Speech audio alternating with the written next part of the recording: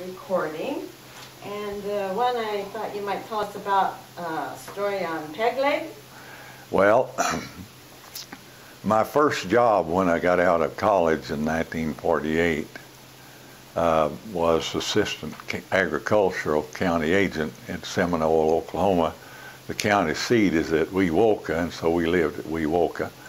And I got acquainted with Alan Whitworth, who was the claim adjuster for the Seminole oil producers, and he had been quite a wrestler. In fact, he wrestled a guy from Greenfield, where Mary Lee was raised, by the name of Guy Lookabaugh, to see who represented the United States in the Olympics in, I think, 1926. And Alan told me that Guy Lookabaugh was the only guy he ever wrestled that he picked up off the mat and still couldn't control. He said, oh, Lookabaugh was so phenomenally strong, he just couldn't control him. But for Alan's wrestling background, he was wrestling for a YMCA in Kansas City, Missouri, and he got to watching, and the guys that wrestled for these other YMCAs had Letterman's jackets, and so he asked his YMCA would they give him a Letterman's jacket, and he said no. They said no, and he said, well,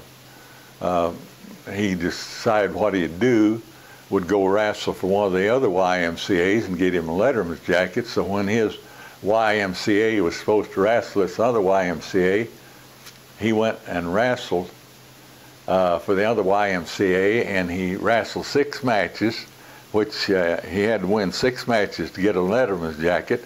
And he wrestled his weight and the 5 weights above and won all 6 matches in one night to get his Letterman's jacket. But anyway, we were at the Barry's Waffle House there in Wewoka, which is just across the street from the courthouse, and the guy that ran it, a guy named Barry, was sitting at the table with us, and Alan told me about the experience that this sheriff Barry had when he was sheriff. When they started drilling those oil wells there at Wewoka, they were tremendous oil wells, and I read a letter that I wrote to folks just a while back going through some of my stuff, and I wrote them that Alan told me that they had an oil well on their place that flowed 53,000 barrels of oil in a day, and that wasn't the best oil well in that field.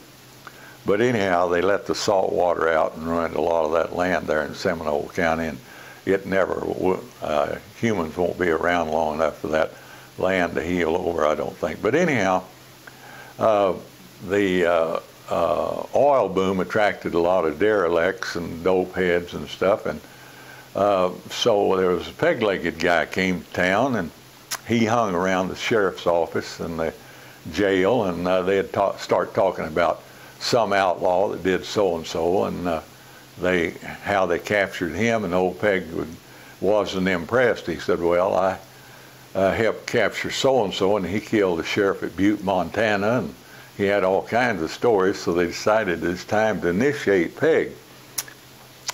So the scenario was that two of the sheriff's deputies would go down to the depot just before dark and call in to the jail and tell them that the depot had been robbed, and come down there, and they'd had it fixed so that just the sheriff and the jailer and Peg were there. And so the sheriff said to the jailer, said, get your gun, we got to go down to the depot. 2 guys just robbed the depot. And the jailer said, I can't go off and leave all these dope heads and things here in prison. I can't go. And he said that the sheriff and the jailer just got in a violent argument, and finally they stopped arguing. And Sheriff Barry said, well, who can I get go with me? And Peg said, I'll go. And so they had a revolver there in the jailer's office. They had the firing pin filed off so that it wouldn't fire. And so they got that pistol and gave it to Peg, and they said he flipped the chamber all the way around to see that it was loaded, and when it was, he stuck it down his belt, and he and the sheriff started down the depot was 2 blocks and a half, 2 blocks east and a half a block north of the jail, county courthouse.